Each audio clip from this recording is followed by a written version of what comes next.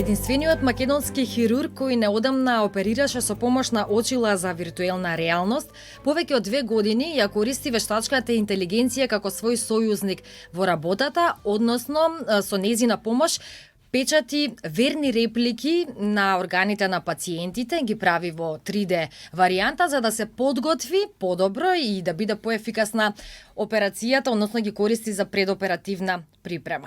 Наш денешен гостин во подкастот Зошто на Радио Слободна Европа ни е токму тој, доктор Стефан Арсенков, специјалист по абдоминална хирургија. Добре ни дојдовте. Добре најдов. Поблагодарам за поканата. Универзитетската клиника за хируршки болести Свети Наум Охридски во Скопје во чекор со светската медицина, односно испишува една нова историја во македонската медицина, благодарение на тоа што вие сте токму дел од тимот. Како почна приказнава или кога излезе оваа опција? Приказната почна со едноставно прашање, можеби зошто, како името на подготовка, но што би можеле ние да направиме и зошто не го правиме тоа. Општо на светско ниво 3D принтингот да зема еден голем замав во последниве, да речеме, 10 години, и со самото тоа се шират можните апликации, нели, во сите области, па и медицината. Почна со љубопитноста што можеме ние да направиме, што можеле да искористиме ние од тој напредок на таа технологија, и стигнавме до денеска тоа кај што сме тука. А тоа е да можеме да креираме верни реплики на анатомијата на пациентите кои што се неспоредливи во однос на можноста да ни ја доловат реалната анатомија и реалните соодноси на анатомските структури, како што ништо друго не може. Зборам во смисла на традиционалните, нели, снимки со кои што добиваме дводимензионална репрезентација на овие тридимензионални структури. Колку такви имате направено досега? Па повеќе од 40 во сите области во кои што ги има во нашата болница. На моје големо задоволство имаме да се остварено соработки со болницата, со клиниката за државна кардиохирургија, каде што таму беше искористена од нашите модели за операција на отворено срце. Имаме и со неколку други установи соработка, така што мислам дека се повеќе се шири свесноста за тоа колку навистина може да помогнат овие модели во предоперативното планирање. А и пациентите, кога ќе си го видат својот, да речеме, орган или својата анатомија и на самото тоа ќе им се објасни што треба да се прави, не само што им се зголемува довербата и разбирањето, затоа што немаат потреба од никакво предзнаење за да може да им се објасни на самиот модел, за разлика од тоа доколку им објаснуваме на компјутерска томографија или магнетна резонанца, кај што не секој е доволно образован, да речеме, во аспект на гледање на снимки од компјутерска томографија, за да може лесно тоа да го прими и да го разбере. И не има потреба сите пациенти да знаат да гледат компјутерска томографија, затоа си има специјализација за тоа, нели? А тева некој од моделите денеска понесовте и со себе, може вака да видиме визуелно што тоа значи. Ова е буквално размерот.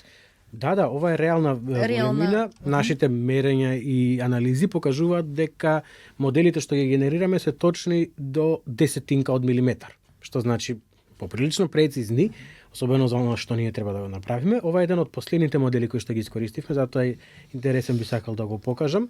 Ова е модел на крвните садови во абдоменот. Тука во суштина кај што мојата рака би стоел желудникот, кој што го имаме како дел од моделот, но оно што сакам да го прикажам се овие структури тука кои што се всушност позади се гледат метастатски променети лимфни јазли кои што би требало да се отстранат со цел да се добие адекватна онколошка резекција на туморот на желудник во случајов. Благодарение на овој модел, колегата што го оперираше пациентот беше доволно спремен, знаеше точно каде да пристапи, како да дојде до овие крвни садови и лимфни шлезди, за да може во целост да ги отстрани, и операцијата помина одлично, без никаква компликација. Беа отстранети сите овие лимфни шлезди кои што би можел да кажам дека до пред неколку години можеби и не би ни пробувале да ги отстраниме, затоа што се смета за доста ризично. Гледате, овие се сите големи крвни садови кои што доколку се повредат може да заврши со фатална компликација. Ние мораме да бидеме доволно спремни да ги зачуваме сите тие крвни садови, а сепак да ги отстраниме овие лимфни јазли. Нешто што е значено за овој модел е што е првиот кој што го користиме за предоперативна припрема, која користиме со еден вид на нова технологија што ја имаме набавено, да можеме во исто време да ги печатиме повеќето структури и органи, за да знаеме дека и позицијата која што имаме, не само димензијата, туку и позицијата која што имаме во однос еден спрема друг, е идеална, иста како што имаме на компјутерската томографија, со што постигнуваме максимално ниво на прецизност во припремата. Освен тоа, еве можеме да споменеме и за примерокот на коска кој што го имате донесено. Да, ова е примерок на здрава коска, што е малку нели не секојдневно, затоа што обично зборуваме за некаква патологија, некакви болести, промени на органите. Ова е примерок од здрава коска на подлактица, која што е цел да ги печатиме и да ги направиме достапни за сите идни колеги или студенти на медицина кои што досега немаат баш лесен и јасен начин да набават реални модели на коски. Јас кога бев студент пред можеби веќе 20 на години скоро, наоѓавме од постари колеги, па позајмувавме, тоа беа реални коски од, нели, што викам, од кадавери, но сите тие со тек на време и се оштетуваат и се потешко се наоѓаат, постануваат се поскапи, потешко достапни и не секогаш сите студенти имаат можност да учат од реални структури, од реална големина, затоа што сепак и атласот и сите оние кои што се продаваат модели како генерични модели се сепак премногу генерични и премногу, ајде да речеме како нацртан филм нацртани да ги покажат сите структури, но во суштина ниеден орган не изгледа точно така како што е прикажан во атласот. Затоа оно што го нуди овој метод е реална структура, реален орган во реална големина со реални дури можеби варијации во анатомијата кои што е најблиску до она што ќе се сретнеме во реалната клиничка пракса.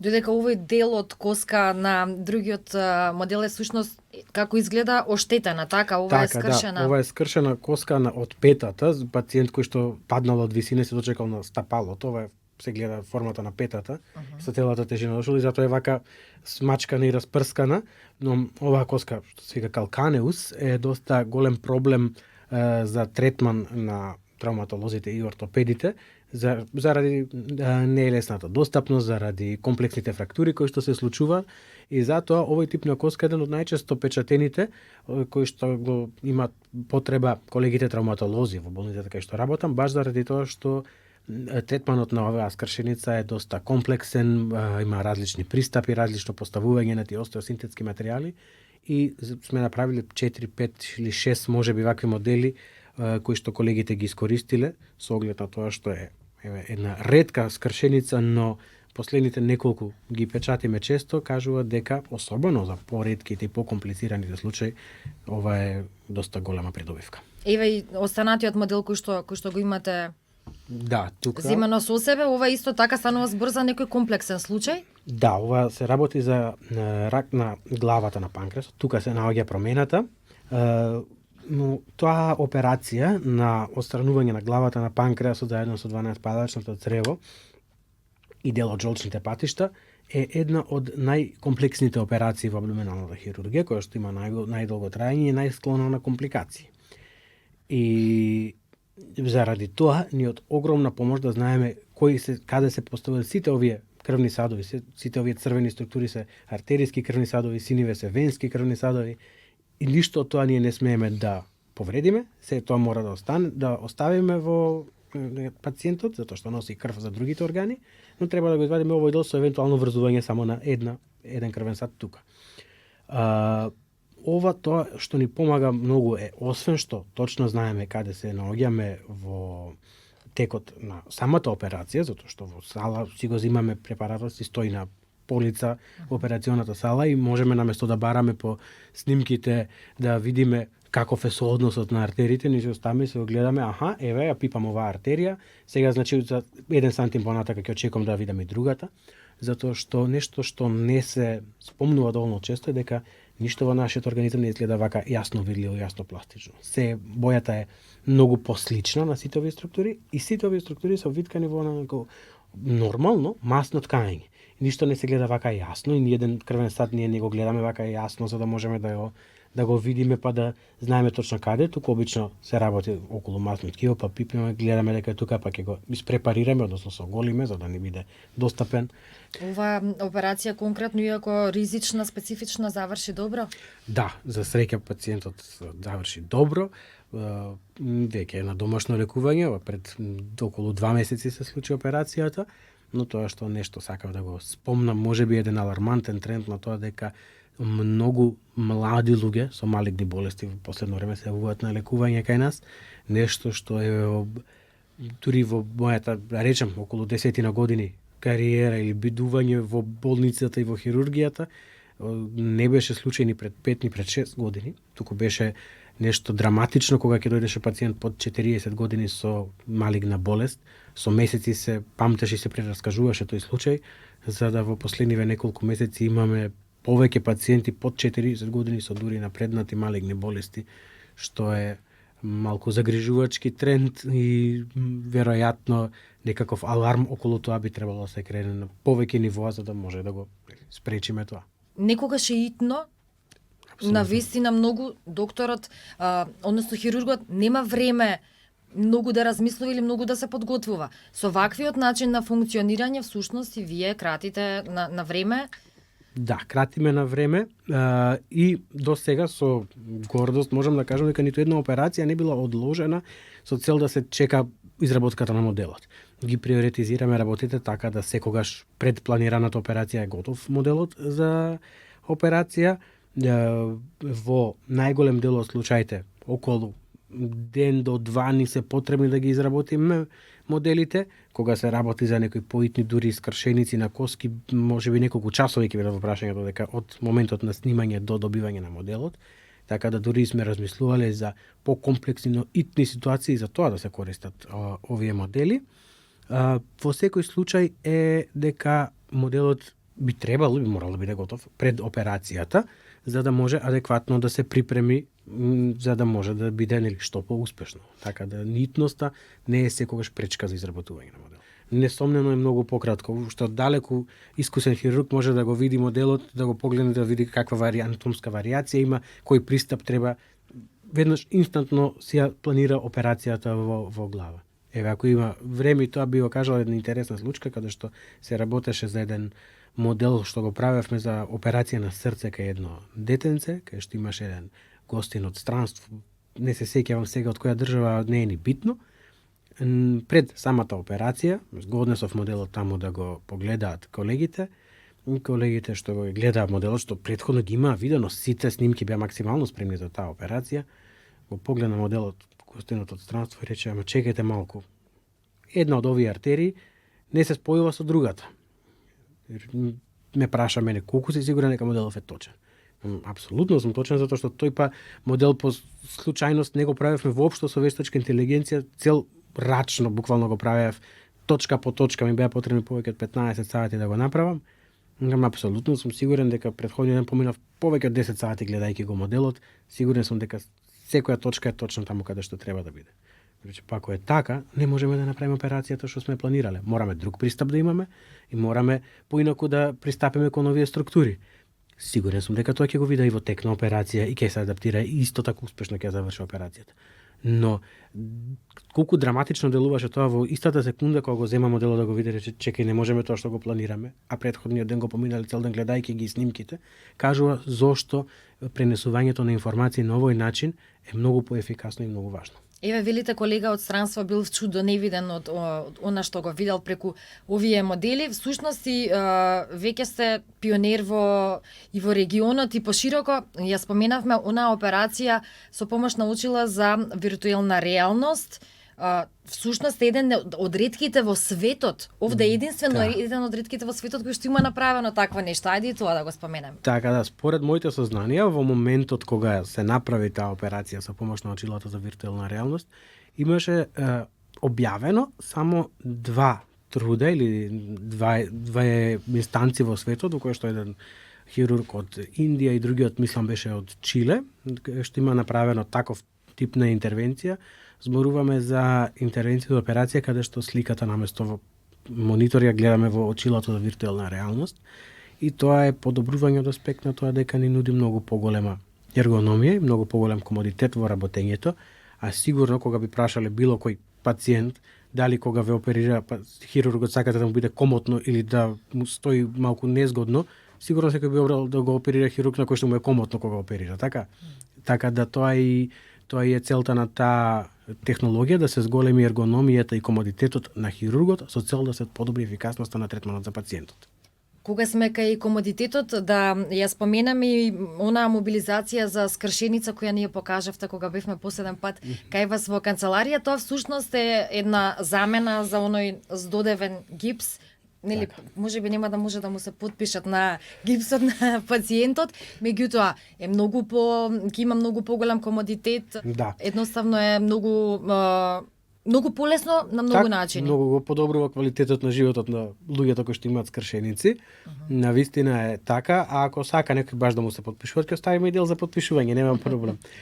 Целта е тоа е да се подобри, нели, и функционалноста и комодитетот на луѓето со скршеници, затоа што навистина во денешно време имаме толку многу технолошки напредоци, малце ајде ќе речеме греота се уште да правиме нешто што пред 150 години било стандард, а тоа се нели оние обични осетливи на вода гипсови, кои што за жал поради својата леснотија за користење и достапност се уште се стандард, но во моментот она што ние го развиваме, мислам дека е не само достојна, туку многу подобра замена за имобилизациите за скршеници на екстремитети, а за жал, нели знаеме дека многу често се случуваат и скршеници на екстремитети кај дечиња. Овој тип не само што би било полесен, туку може да се модификува, па да се стави некоја лого или играчка од омилениот цртан филм, па да се некако направи целиот тој процес многу поднослив и полесен за детето. А нормално и возрастен, ако сака да му ставиме некој лого од Бетмен, може и тоа, вајда. Нема да смета.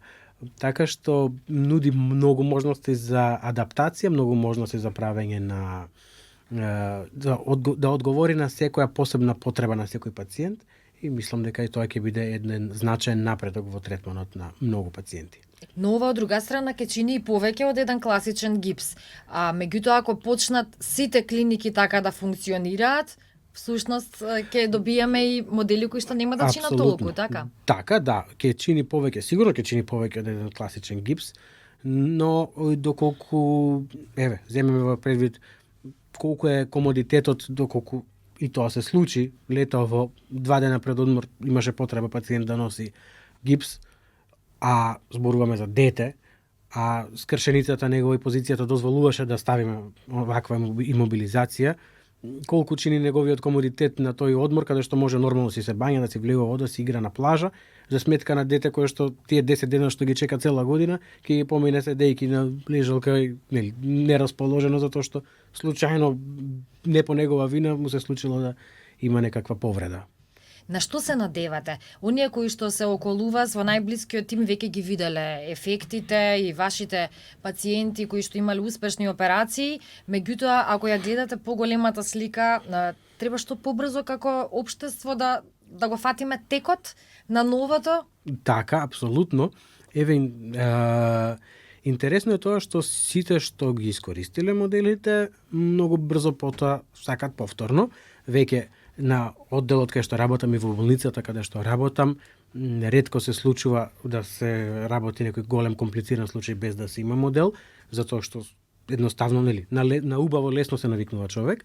Во моментот имаме обити да оствариме соработка со што повеќе јавни установи во државата, пак со цел подобрување на квалитетот на здравството. Интересно е тоа што би можеле многу лесно како држава, заради се што носи како придобивка бидувањето на вака мала држава со таков систем каков што сме, со сите своји позитивни и негативни страни, би можеле многу лесно баш поради тоа да бидеме, да речеме, лидери во регионот по користење на оваа технологија, а што самото по себе би можело да не донесе до многу големи придобивки во аспектот на третман, особено на комплицирани хируршки случаи. Еве како еден интересен податок, баш синоќа се вратив од Тирана, каде што викендов имаше еден конгрес кој што се каже Next Gen Surgery, каде што ги презентирав нашите достигнувања и искуства во третманот на пациенти со помош на 3D модели, каде што прво дознав дека во Албанија, во Тирана се уште не е познато ова како технологија, не се случува рутински да се искористи некаде. Имаше голем интерес од колегите од Албанија да го добијат како технологија, да оствариме соработка, за да може да се и тамошното здравство унапреди барем во овој аспект. така што мислам дека не треба многу, само треба да се дозволи да се има слух и да се дозволи ова да биде достапно за користење на првично хирурзите, потоа како резултати пациентите, и мислам дека ќе имаме огромни придобивки, како што веќе ги гледаме. Ви благодарам многу за денешното гостување. Се надевам дека следен пат ќе зборуваме за некој нов освоен предизвик. Сигурно се надевам и ви благодарам за поканата. Благодарам за вниманието и вам. Вие го следевте подкастот Зошто, наш денешен гостин беше доктор Стефан Арсенков, специјалист по абдоминална хирургија.